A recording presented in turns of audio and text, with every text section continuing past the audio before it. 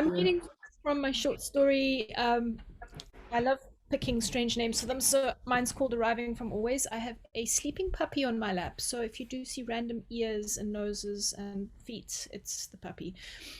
So I'll get started.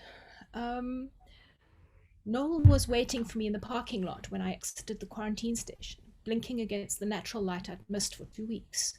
He still drove the same beat up old Electro I recalled from when I left the far south ages ago, except the car was far more rusted, the patch jobs done up in mismatched hues or sealed over with strips of silver tape.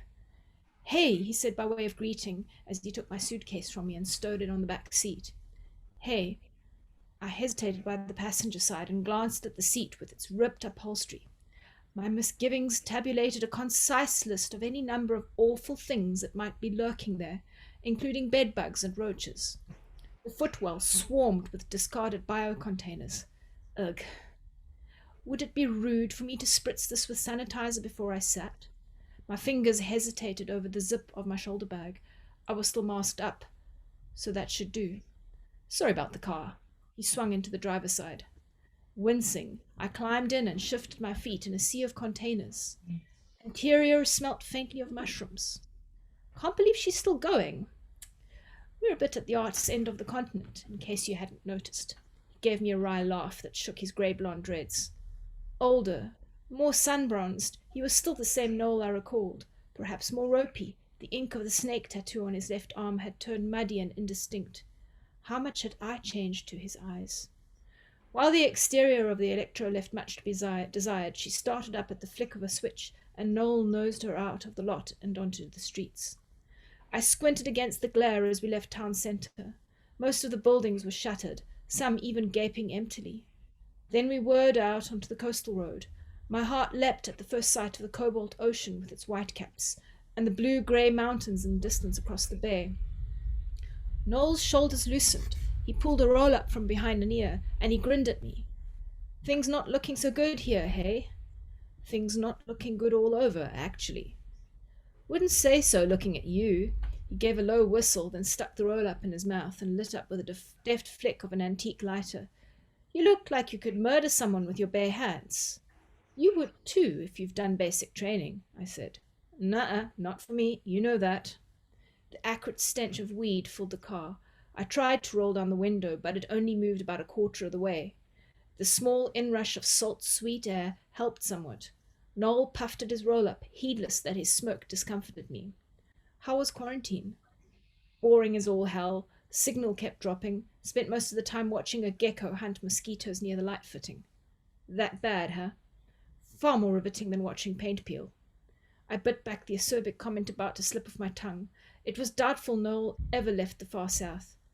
These days, few civilians went anywhere, which brought me back to my reason for returning home. Did the memorial go all right? I'm sorry I missed it. The familiar, dull grief turned in my belly.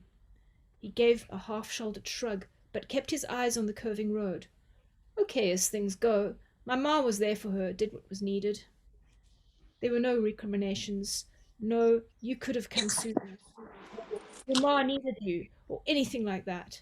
The Noel next to me was as chilled as the Noel I recalled from my younger years.